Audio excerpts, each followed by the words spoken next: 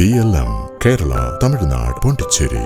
Payyanur area കമ്മിറ്റിയെ പിരിച്ചുവിട്ട് താൽക്കാലിക സെക്രട്ടറിയെയും കമ്മിറ്റിയെയും നിയോഗിക്കാൻ CPM ഒരുങ്ങുന്നതായി വിവരം. കഴിഞ്ഞ ദിവസം ചേർന്ന ജില്ലാ കമ്മിറ്റി യോഗത്തിലാണ് ഇത് സംബന്ധിച്ച് ധാരണയായിരിക്കുന്നത്.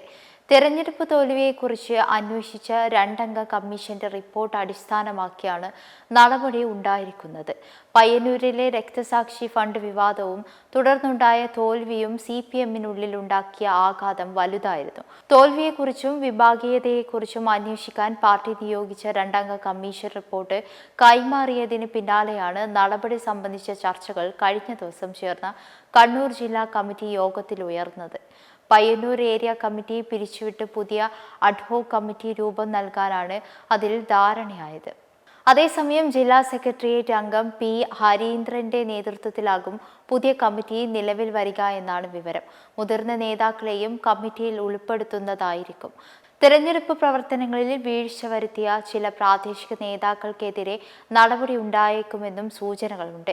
പുതിയ കമ്മിറ്റി ചുമതലയേൽക്കുന്നതോടെ പാർട്ടിയിലെ പ്രശ്നങ്ങൾക്ക് ശമനമുണ്ടാകുമെന്നാണ് നേതൃത്വം കണക്കുകൂട്ടുന്നത്. പയ്യന്നൂരിലെ തോൽവിയെക്കുറിച്ച് അന്വേഷണ കമ്മീഷൻ വിശദമായ റിപ്പോർട്ടാണ് ജില്ലാ കമ്മിറ്റിക്ക് കൈമാറിയത്. പയ്യന്നൂരിലെ ബ്രാഞ്ച് സെക്രട്ടറിമാർ മുതലുള്ള നേതാക്കളുമായും പലവട്ടം കമ്മീഷൻ അംഗങ്ങൾ കൂടിക്കാഴ്ച നടത്തിയതായിരുന്നു. കൃത്യമായ ചോദ്യാവലി തയ്യാറാക്കിയാണ് പ്രാദേശിക നേതാക്കളിൽ നിന്നും മറ്റും കമ്മീഷൻ മൊഴി രേഖപ്പെടുത്തി റിപ്പോർട്ട് തയ്യാറാക്കിയത്. മെമ്പർമാരുടെ നിക്ഷേപങ്ങൾക്ക് ഉയർന്ന ലാഭവിഹിതം നൽകുന്ന കേന്ദ്ര സർക്കാർ സഹകരണ registered society Bharat Lajna multi state housing cooperative society limited.